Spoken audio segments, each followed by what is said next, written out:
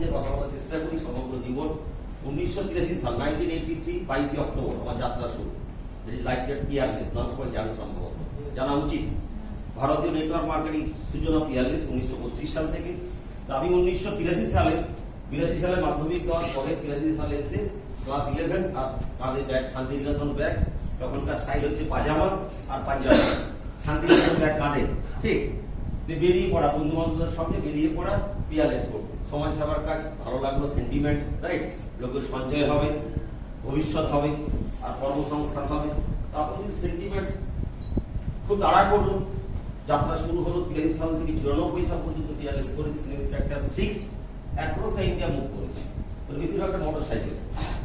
তো নেশা ছিল আমার, ইনফিল্ড বুলেট নিয়ে আমি চা খেতে যেতাম ভুবনেশ্বর, রাঁচিতে চা খুব সস্তা, চলে গেলাম 350 কিলোমিটার। 350 যাওয়া চা খেতে, 350 ফিরে আসে চা খেতে, 700 কিলোমিটার, ঠিক। বাট অ্যাকচুয়ালি ঘটনা আমরা বলি সফল সেই লোকরাই যারা পাগল, পুরো সুস্থ লোক ভাবতে পারবে না। সে দোকানে গিয়ে চা খাবো না,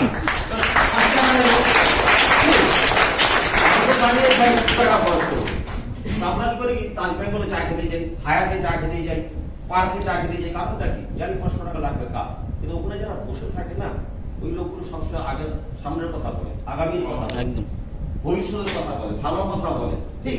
পাড়ার চা দোকানে কি বলে? আমার ছেলে দেখে না, আমার বৌমা দেখে না, নাতি দেখে না। তো নেগেটিভ চর্চাগুলো হয় কোথায়? এই সমস্ত এরিয়াগুলোতে। আর ওই জায়গায় চলে গেলে কি সুবিধা হবে কি? যে আমি আমার আগামী রাস্তাটা খুঁজে পাবো, যে মানুষ কিভাবে সামনে এগোচ্ছে, ঠিক। তো সেগুলো ন্যাশনাল আমরা লাঞ্চের জন্য, ডিনারের জন্য, চা খাওয়ার জন্য বিভিন্ন জায়গা খুঁজে নিতাম।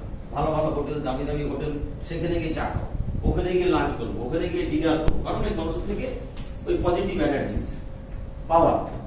যখনই আমরা সুযোগ পাই তখন এই বাইরে মুভ করতে বেরিয়ে পড়ি।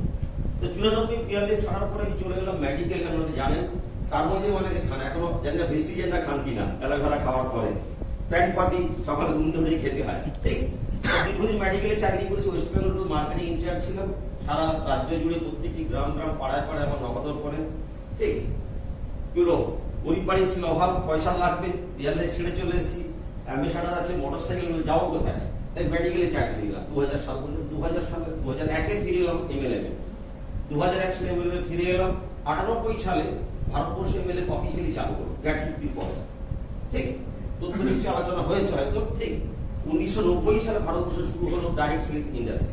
1990 সাল আমরা ছিলাম ভুটের ছাই, এলাম কোথায়? পেক্সোডেট, রাইট। তো 1990 সালে পেক্সোডেট চালু হয়ে গেল। 1998 সালে চালু হলো আমাদের নেটওয়ার্ক মার্কেটিং বা বহুস্তর বিপণন ব্যবস্থা, এমএলএম যেটা বলা হয়, ঠিক। তো ঘটনা 2001 সালে মেডিকেল চাকরি থেকে রিজাইন দিয়ে চলে এলাম এমএলএম। তো চাকরি করে লিমিটেশন আছে, ফিক্সড বেতন, মাসে 25,000, দিয়ে 15,000, তার স্যালারি সহ, তার টার্গেট থাকে, সেল টার্গেট থেকে থাকে, প্রচুর রকম চাপ প্রেশার থাকে। তো সে কারণে তখন আমার দুটো ছোট নাবালক বাচ্চা, ঠিক, ছোট ছোট ছেলে, বাবা মা, ভাই বোন, ফ্যামিলি সবাইকে ছেড়ে সারা বাংলা ঘুরে বেড়াচ্ছে। তাকে নিজে বিরক্ত লাগে, যেভাবে চাকরি করা জীবন চলতে পারে না, আর আমার সমস্যার সমাধান হবে না, এই 20-25 হাজার কিছু কুলবে না। আমার যে চাওয়া পাওয়া, আমার যে উদ্দেশ্য লক্ষ্য, চাকরি করে হবে না, আমাকে আমার মার্কেটিং এ শিখতে হবে। নিজের মতো স্বাধীনতা চাই, সময়ের স্বাধীনতা, অর্থের স্বাধীনতা। কি বাপের লোক কেন আসে? ফ্রিডম, কিসের ফ্রিডম লাগে? টাইম, মানি, প্রচুর অর্থ লাগে আর প্রচুর সময় লাগে। সেটা নেটওয়ার্ক মার্কেটিং ছাড়া কোথাও সম্ভব নয়। তো চলো সে পরিসংখ্যান আজকে আর দেবো না, অনেক টাইমের প্রশ্ন। আমাকে একা 10-20 ঘন্টা টাইম চলে যাবে একেবারে তথ্য যদি শুরু করা যায়। What about network marketing, what happening behind advance, right. এটা বড় ফাস্ট ইন্ডাস্ট্রিজ, আজকে গ্লোবাল সারা পৃথিবীর সবচেয়ে বড় পাওয়ারফুল ইন্ডাস্ট্রি বলা হয়, প্রগতিশীল ইন্ডাস্ট্রি বলা হয় নেটওয়ার্ক মার্কেটিং, ঠিক। তো 2001 থেকে 2007 অবধি আমি এমএলএ কোম্পানিতে ছিলাম, প্রচুর রোজগার করেছি। 7 বছরে প্রায় খুব খারাপ হলে 4.5 কোটি টাকা তখনকার সময়, রাইট। আর হাইয়েস্ট আমি আপ করেছি 11,54,000।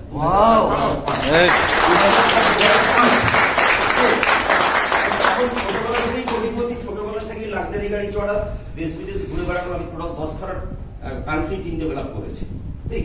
মানে মালয়েশিয়া থেকে শুরু করে ইন্দোনেশিয়া, ব্রুনেই, ফিলিপিন্স, বাংলাদেশ, তখনই আমার 10খানা কান্ট্রিতে টিম ছিল, ইন্ডিয়া নিয়ে, রাইট। তো সেখানে 2008 সালে এরা ফরেন কোম্পানি, বিদেশি কোম্পানি, এরা ভারতবর্ষের পার্সপেক্টিভটা বোঝে না, ভারতের ভাবনা চিন্তা গুলো বোঝে না, ভারতের সেন্টিমেন্টটা বোঝে না।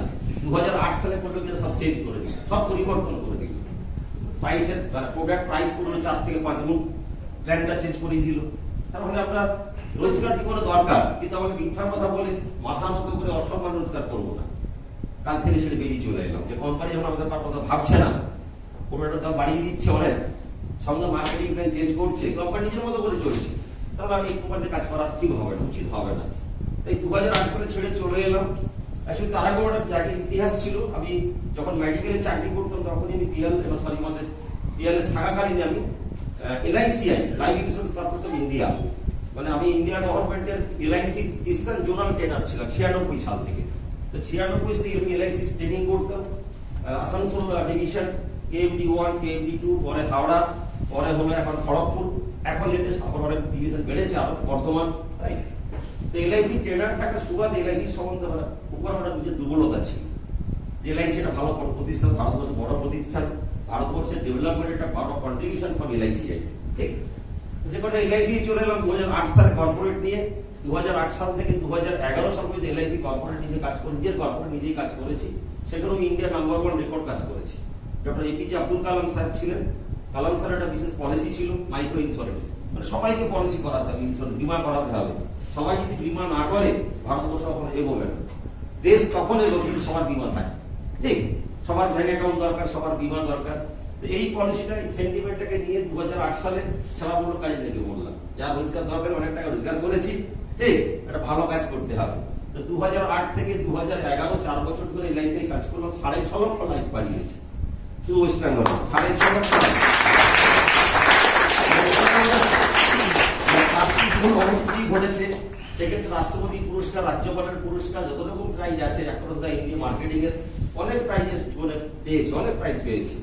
আমি সমস্ত ধন্যবাদ জানি আমার বাবা মা, দাদু, মানে কপিতা যারা কখনো কেউ দেখেনি এই ধরনের কাজ, এই ধরনের সম্মান। ঠিক, লাস্ট আমি 2009 সালে খড়গপুর IIT, সারা ভারতবর্ষে IIT সমস্ত ছাত্ররা এসে সমাবর্তন অনুষ্ঠানে খড়গপুর IIT-তে যারা ডক্টরেট করছে মাইক্রো ইন্স্যুরেন্স, মাইক্রো ফিন্যান্সের উপরে, রাইট। তো সেই অনুষ্ঠান সূচনা করলেন মিস্টার গোপাল কৃষ্ণ গান্ধী, শুরু করলেন, আর আমি ক্লোজিং করলাম আমি দায়িত্ব নিয়ে।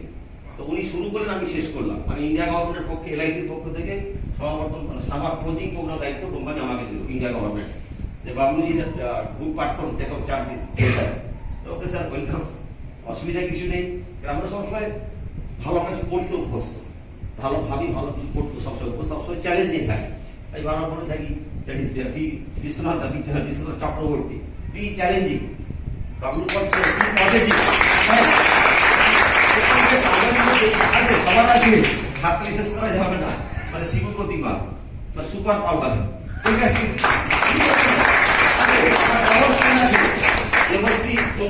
ডাবল স্টেপ, পাওয়ার লুকিয়ে কিন্তু আছে, শক্তি লুকিয়ে আছে, আমরা সেটাকে ডিসকভার করতে পারি না। প্রত্যেকের মধ্যে এনার্জি আছে, প্রত্যেকের মধ্যে শক্তি আছে, প্রত্যেকে হীরের টুকরো। যদি কালাম সাহেবের কথা বলা হয় যে পৃথিবীতে যারা এসছে মালিক মোরালার সন্তান, ঈশ্বর আল্লাহ ভগবান যাই বলি না কেন, প্রত্যেকে হীরের টুকরো। কিন্তু হীরের কোনো দাম থাকে না, খনিতে যখন হীরে নিয়ে আসা হয় সেই হীরের দাম হয় যে হীরে নিজেকে উপযুক্ত করতে পারে, ঘষা মাজা করতে লাগে, ফিনিশিং না হলে, কাটিং না হলে হীরের দাম হয় না। খনিতে যে হিরে পাওয়া যায় ওই হিরের কোনো দাম নেই, ওই হিরের দাম আছে যে হিরেটা আসল কারিগর হাতে পড়ে, সুন্দর করে কাটিং হয়ে প্রেজেন্টেশন হয়। তাই তো সবাই আমরা হিরের টুকরো, নিজেদেরকে সুযোগ দিতে হবে, সুযোগ নিতে হবে, সুযোগ পেতে হবে, ঠিক, দায়িত্ব নিতে হবে, তো ঠিক। তো চলুন LIC করতে গিয়ে, সামাজিক কাজ করতে গিয়ে অনেক মেন্টাল, ফিজিক্যাল, ফিনান্সিয়াল প্রচুর লাইব্রেরি জড়িয়ে গেলাম। আর এই লাইব্রেরির সুবাদে উপর আমার নতুন দ্বীপ দিলেন 557 ব্লাড সুগার, লাকি নাম্বার বলি 557, 557 ব্লাড সুগার ধরা পড়ে 11 সাল। তাই ভেলোর, ব্যাঙ্গালোর, সাইবাবা, কাঠপাটি, যেখানে যেখানে মেডিকেল আছে ভারতবর্ষে সব জায়গায় দৌড়ঝাঁপ করা শুরু করলাম, বাঁচার জন্য নিজেকে বাঁচাতে হবে, রাইট। কিন্তু ঘটনা কোনো শুরু হওয়া না পেয়ে, মানে যখন যারা মার্কেটিং ওদের ছিল সবার সঙ্গে যোগাযোগ কন্টিনিউ ছিল, কে কোথায় আছে, কেমন আছে, কি কি করছে। আমি তো মার্কেটিং এ নেই, রাইট। আর ম্যাক্সিমাম ছেলে চলে গেছে মানি মার্কেটিং। 2008 সালে আমি অনেকটা আগে শেয়ার করেছি যে পশ্চিমবাংলার 70 থেকে 80টা CMD যারা আমার খুব প্রিয় ছাত্র, প্রিয় শিষ্য, যারা এখনো অনেক জেলে আছে, যারা কখনো আমার সামনে চেয়ারে বসেন, তার মধ্যে অন্য অনেক পথেই আছে, রাইট। এদের মানে দীর্ঘদিনও সাপোর্ট তারা নিয়েছে, ঠিক। কিন্তু আমি কখনো নিজে এন্ট্রি নেই। যেহেতু পিআরএলএস একটা ভালো লেভেলে কাজ করেছি, তার মধ্যে ডিমান্ড সবসময় মার্কেটে ছিল যে পিআরএলএস গুলো ধরতে হবে, ঠিক। তারপরে স্বতন্ত্র ছিলাম যে অর্থ দরকার জীবনের প্রত্যেকটি ঘটনা, কিন্তু অর্থ সব নয়, অর্থ দিয়ে সব পাওয়া যায় না, আর সব পেতে গেলে বেশি অর্থ লাগে না, ঠিক। অর্থ দিয়ে সব পাওয়া যায় না। তো তারপরে সেই কাকতালীয় ভাবে আমার যিনি আপলাইন সত্ত্বেও স্বপন ব্যানার্জি আমার আগের এমএলএম কোম্পানির ফলোয়ার্স ছিল, আমার খুব ভালোবাসেন, খুব সম্মান করেন, স্নেহ করেন। আমার যেখানে যেখানে মিটিং হবে অ্যাক্রস দ্য ইন্ডিয়া স্বপনদা পয়সাতে চলে যায়। দীঘাতে বহুবার এসেছে, তখন তোর সভা বাদ দেওয়া যাবে না, ওটা শুনতেই লাগে। উত্তরবঙ্গে পার্মানেন্ট ছিল আমার, ফিক্স প্রত্যেক মাসে প্রায় 1000 লোক ধরে, 1000 লোকের একটা সেশন প্রত্যেক মাসেই করতো উত্তর মঞ্চে গিয়ে, ঠিক। ইন্টার কলকাতা, সাউথ ইস্ট করে সবাই উত্তর মঞ্চে হাজির হতো। মৌলালী যুব কেন্দ্র, এগুলো ফিক্স। কলকাতাতে 4-5খানা হল ছিল, যেখানে প্রত্যেক মাসে গিয়ে আমাকে সময় দিয়ে মিটিং করতে লাগতো, ঠিক। তো স্বপনদাকে ভুলে ফোন করে ফেলেছি, স্বপনদা কোথায় আছেন, কেমন আছেন, কি করছেন। স্বপনদা বললো আমি ভালো দারুণ আছি, চাকরি করতাম, রিটায়ারমেন্ট করে গেছি, এখন নতুন একটা চাকরি করছি। নতুন চাকরি কি পেলেন? যারা মিলিটারি তারা পায়, এক্স মিলিটারি। কিন্তু আপনি কি করে চাকরি পেলেন? আপনি তো সিভিলে ছিলেন। বলছে না, সেটা জানবে না, একটা ভালো চাকরি পেয়েছি। কি চাকরি? ভেস্টিজ। বলে ভেস্টিজ চাকরি পেয়েছি? ভেস্টিজের company, MLM company, mister Gautam পানি তার ম্যানেজিং ডিরেক্টর, ওখলা দিল্লিতে তার হেড অফিস। বুঝলো, তুমি এত সব জানো? এত সব জানি ব্যাপারটা কথা নয়। আমি 1 নম্বর ইডিয়েট যে ভেস্টিজের সব জায়গায় সাপ। ভেস্টিজ শুরু হয়েছে মাত্র 6 জনকে নিয়ে, 6 জন ডিস্ট্রিবিউটার।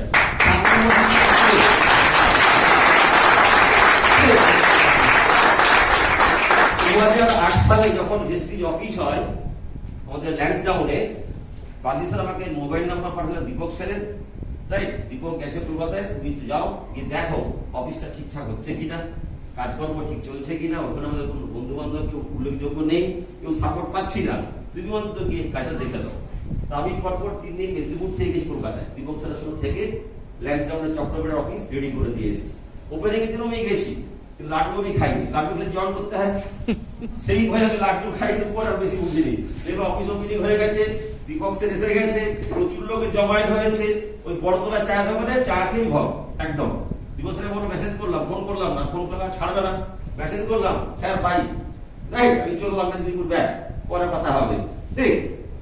দেন 2008 সালে অফিস ওপেনিং তো হয়েই গেল। 9 সালে মিস্টার রমেশ কুনহানি, যিনি ভেস্টিজ পরিবারের 1 নম্বর সদস্য, প্রথম সদস্য, যিনি প্রথম দিন ফর্মটা সই করেন বানি স্যারের কাছে।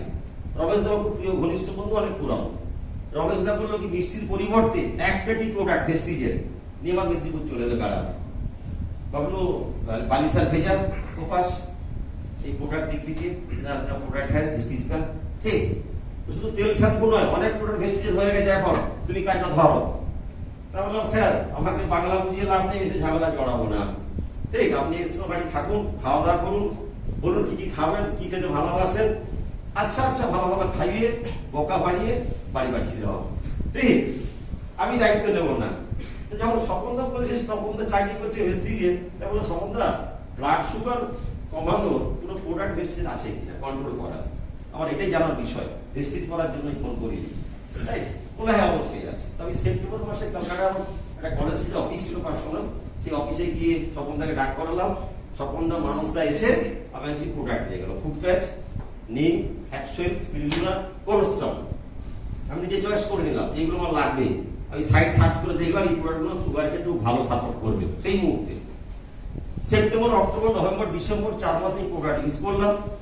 26শে ডিসেম্বর, কারণটা নিশ্চয়ই বুঝতে পেরেছে, 25শে ডিসেম্বর সবাই সাহেব থাকে, আমার রাত্রেবেলা ভয় হলো, সারাদিন তো সাহেবে ঘুরলাম, ঠিক। আমি ডায়াবেটিক পেশেন্ট, 557, এটা বোধহয় ঠিক হয়নি। স্বপনদাকে ফোন করে, স্বপনদা কি করা যাবে, যদি বেঁচে যদি থাকিস সকালবেলা তাহলে ব্লাড টেস্ট করিস, বেঁচে থাকে মরে গেলে কি করবি, বেঁচে থাকিস তাহলে সকালে ব্লাড টেস্ট করিস, খালি পেটে কি হলো আর খেয়ে কি হয়, ঠিক। তো সকালে আমি খালি পেটে ব্লাড দিয়েছি, রাত দুপুরে খাওয়ার পরও ব্লাড দিয়েছি, অপেক্ষায়, অধীর অপেক্ষায় যে সন্ধ্যা রিপোর্টটা হাতে পাবো, রাইট। সকালে ফার্স্টিং 118, খাওয়ার পরে 223।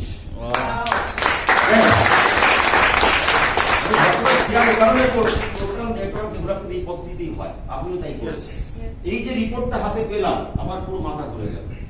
যেইটুকু নিম একটা প্রোডাক্ট, কোলেস্ট্রল একটা প্রোডাক্ট, স্পিরুলিনা একটা প্রোডাক্ট, সুগারটা নিয়ে আসতে পারে, তাহলে চিকিৎসা বিজ্ঞান কি করছে? আয়ুর্বেদ শাস্ত্র তো ভালো পাওয়ার থেকে থাকে, ঠিক। এটাই পাগলের মতো আমি আমার লোকদের বলা শুরু করলাম, যত বন্ধু বান্ধব যারা যা ছিল সবাইকে বলা শুরু করলাম, সুগার একদম নর্মালের কাছাকাছি চলে এসছে, দারুণ আছি, ভালো আছি, 4 মাস খেয়েছি, আমি আরো 4 মাস 6 মাস খাবো, একদম নর্মাল করে নেবো। ঠিক সবাই বলা শুরু করলো, সবার আস্থা বিশ্বাস যাদের ছিল আমার উপরে, যে আপনি যেহেতু সিদ্ধান্ত নিয়েছেন এরকম একটা কাজের সঙ্গে যুক্ত হবেন, তাহলে আমাদেরও যুক্ত করে দেন, যা হবে পরে দেখা যাবে। ঠিক চলো সবাই, আমি 6 জানুয়ারি 2012 শুক্রবার কলকাতা যাবো। যারা যারা যেতে চাও প্রত্যেকে পকেটে টাকা নেবে, 1000 1500 যতটা সম্ভব নিয়ে একসঙ্গে চল। গাড়ি ভাড়া করে আমরা এখান থেকে 16 জন গেলাম, আমি আমার 15 জন আর বারুইপুর থেকে একটা, মোট 16 জন, আমাকে নিয়ে 17। কলকাতা অফিসে গেলাম, আমি 16 জনকে স্পন্সর করেছি, ফ্রন্টলাইন 16 জন একই দিনে। মার্চ 16 জন লাগে জানা ছিল না। 6 জানুয়ারি 2012 শুক্রবার, ঠিক সকাল সকাল পৌঁছে গেছি, কলকাতা যেতে হবে, খুব আনন্দে গেছি, রাইট।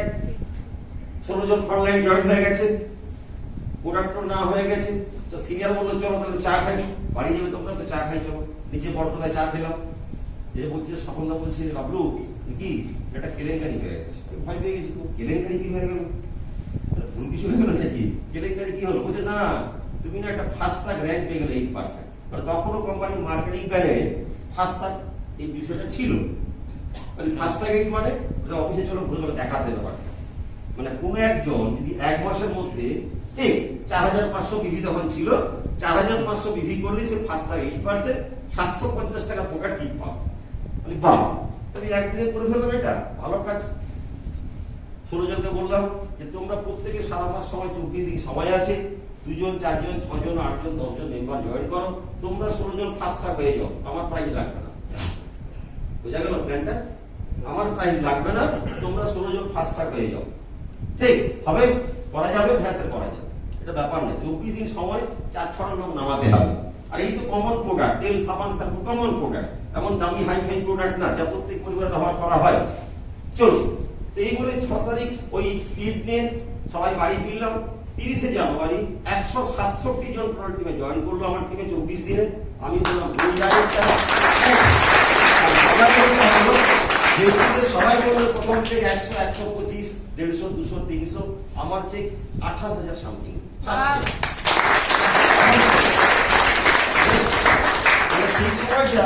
অ্যাকচুয়ালি উপরওয়ালা ছাড়া সম্ভব নয়, mentally, physically, financially, in socially আমি খুব ব্যাকফুটে ছিলাম due to sugar. NGO insurance করতে গিয়ে 1 কোটি টাকা ঘাটলা হয়ে গেছে, রাইট।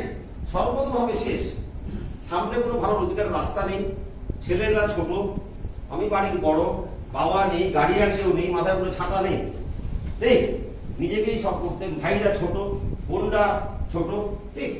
তো সে কারণে এরকম একটা কঠিন সময়, খুব দুর্দিন। এই 28,000 টাকা চেক, ব্রোঞ্জ র্যাঙ্ক, একটা সম্মান, একটা কাজের জায়গা, দারুণভাবে কিন্তু নাড়া দিয়েছে, ঠিক। স্বপনদা এবার কি নেক্সট কাজ কি আমার? না তোমাকে একজনকে ব্রোঞ্জ বানাতে হবে, কমপক্ষে একজন ব্রোঞ্জ হলে তুমি হবে সিলভার, ফরেন টিপের টাকা পাবে, এলবি পাবে, আরো অনেক ফেসিলিটিস আছে, চলো করতে হবে। ফেব্রুয়ারি মাসে একজনকে ব্রোঞ্জ করিয়ে নিলাম, আমি হয়ে গেলাম সিলভার।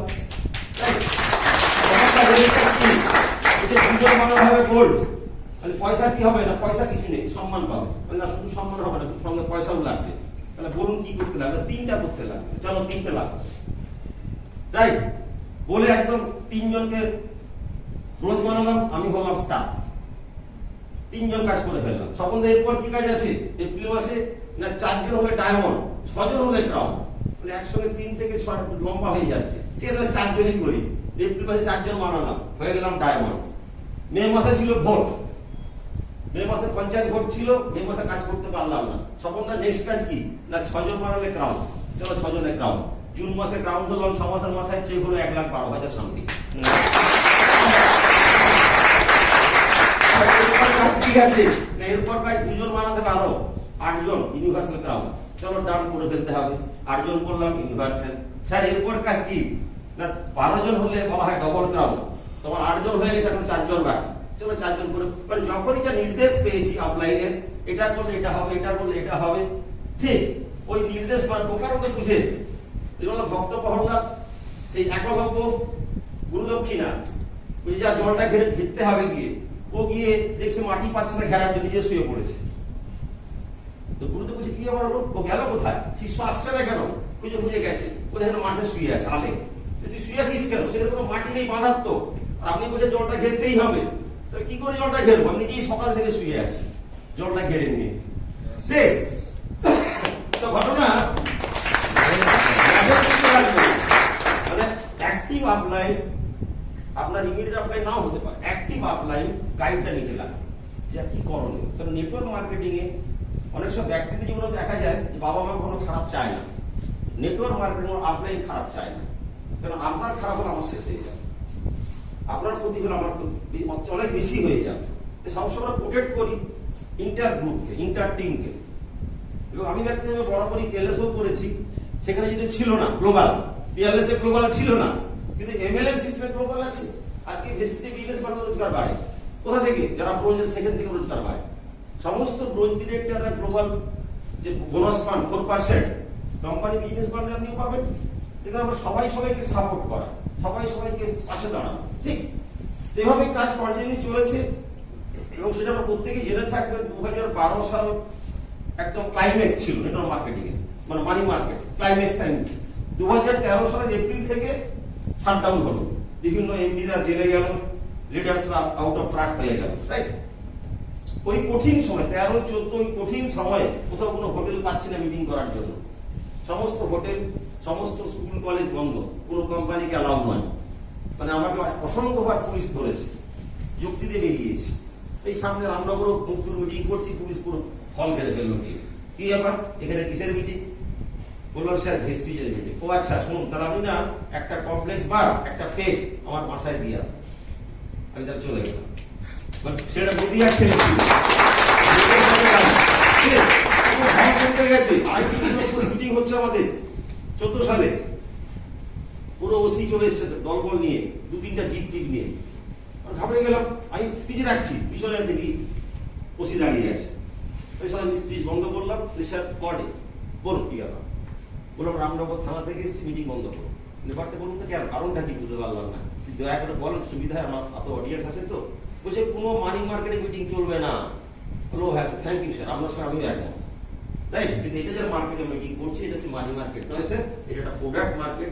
আপনি জেনে থাকবেন নিশ্চয়ই, আমাদের প্রতিষ্ঠানটা হচ্ছে ভেস্টিজ মার্কেটিং প্রাইভেট লিমিটেড। তখন ছুটে এসে মাইকেট ধরে ফেলেছে, একটা কমপ্লেক্স বার আমার বিশেষ মাঠে, আর টেস্টটা খুব ভালো।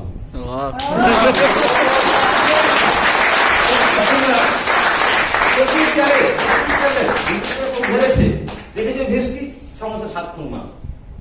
অনেক পুলিশ অফিসার অনেক আশেপাশে রাস্তায়, আমি সেদিন ওই লকডাউনে 7ই এপ্রিল 24 তারিখ থেকে মার্চ